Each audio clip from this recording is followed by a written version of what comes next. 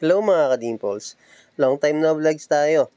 Nandito na naman tayo ulit sa panibagong renovation serye natin. Kung saan nagpalit tayo ng bubong, nagdagdag ng panibagong space, extension sa ating likod, at konting interior enhancement.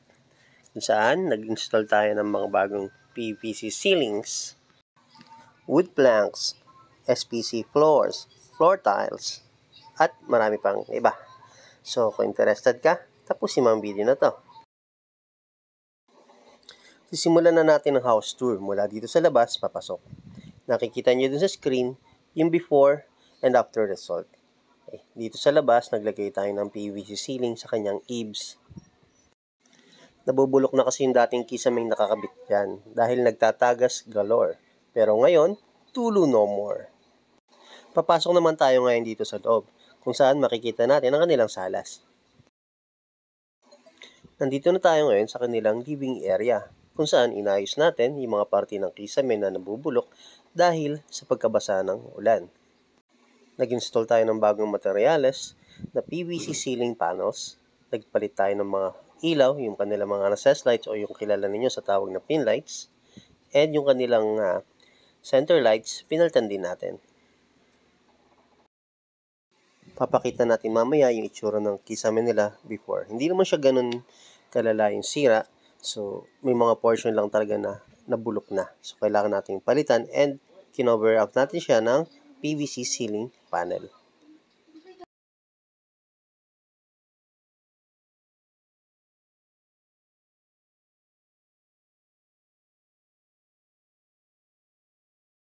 Ito na yung kisame nila before, kung saan meron silang nabulok na part dito kaya nabutas na, pati dun sa isang side na yon. So, dun yung matalakas yung tulo nung tag-ulan. So, after ng repair ng kisame at ng electrical works niya, fully transformed na siya. Eto na siya.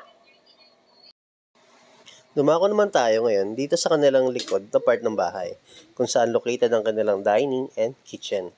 Bago nga pala maging ganyan ang itsura niyan, dati muna yung dining area. So, nandiyan nakalagay yung kanilang dining table.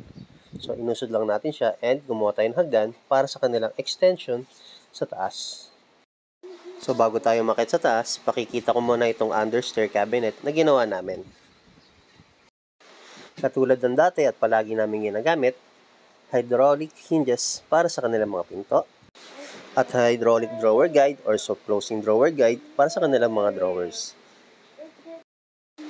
Tulad pa rin ng mga nauna naming gawa, hindi pa rin kami naglalagay ng mga handle sa aming mga cabinets para mas malinis siyang tingnan at iwas yung mga sabit-sabit. Okay, so meron siyang mga slot sa ibabaw kung saan madudukot mo siya at mabubuksan. Testing na ulit natin itong mga cabinet. Final demonstration na ito.